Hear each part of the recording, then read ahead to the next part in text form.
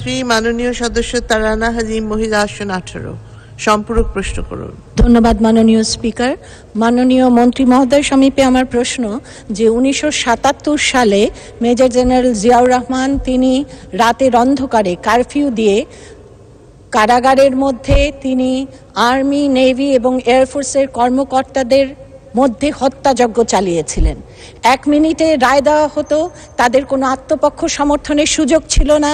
1 মিনিটের মধ্যে সেই রায় কার্যকর করা হতো এবং সে সময় তাদের পায়ে বালির বস্তা বেঁধে দেওয়া হতো যেন তাদের ফাঁসি দ্রুত কার্যকর করা হয়। মানবাধিকার লঙ্ঘনের এই ধরনের নির্লজ্জ উদাহরণ পৃথিবীর ইতিহাসে দুর্লভ এবং সে সময় যাদের হত্যা করা হয়েছিল তাদের অধিকাংশই ছিলেন মুক্তিযোদ্ধা। আমি মাননীয় মন্ত্রী মহোদয় সমীপে এই প্রশ্নটি করতে চাই যে আমরা বিভিন্ন পত্রপত্রিকায় ধারাবাহিকভাবে এই মুক্তিযোদ্ধাদের নাম দেখেছি, ব্যাচ নাম্বার দেখেছি, তাদের পরিচয় জেনেছি, কিন্তু তাদের কবর এখনো অশনাক্ত অবস্থায় আছে। এই মুক্তিযোদ্ধাদের সুনির্দিষ্ট নাম এবং তাদের কোথায় কবরস্থ করা হয়েছে সেটি চিহ্নিত করবার কোনো ব্যবস্থা মুক্তিযুদ্ধ বিষয়ক মন্ত্রণালয় থেকে গ্রহণ করা হবে কিনা। ধন্যবাদ মাননীয় স্পিকার। ধন্যবাদ মাননীয় সদস্য। মাননীয় মন্ত্রী। মাননীয় স্পিকার, মাননীয় সদস্য অত্যন্ত একটি গুরুত্বপূর্ণ প্রশ্ন করেছেন।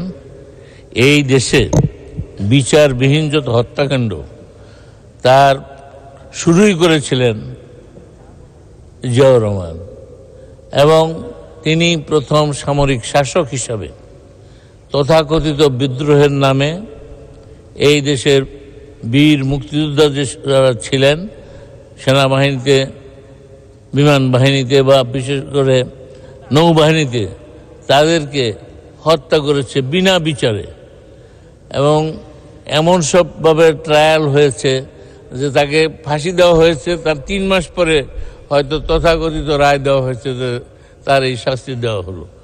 কাজেই এ ব্যাপারে আমি মনে করি মাননীয় সদস্য যদি নোটিশ দেন তাহলে বিস্তারিতভাবে কাদেরকে কোথায় কিভাবে এগুলো হয়েছে সেগুলো বিস্তারিতভাবে মহান সংসদের মাধ্যমে জাতিকে অবহিত করা যাবে। মাননীয় স্পিকার, আপনাকে ধন্যবাদ।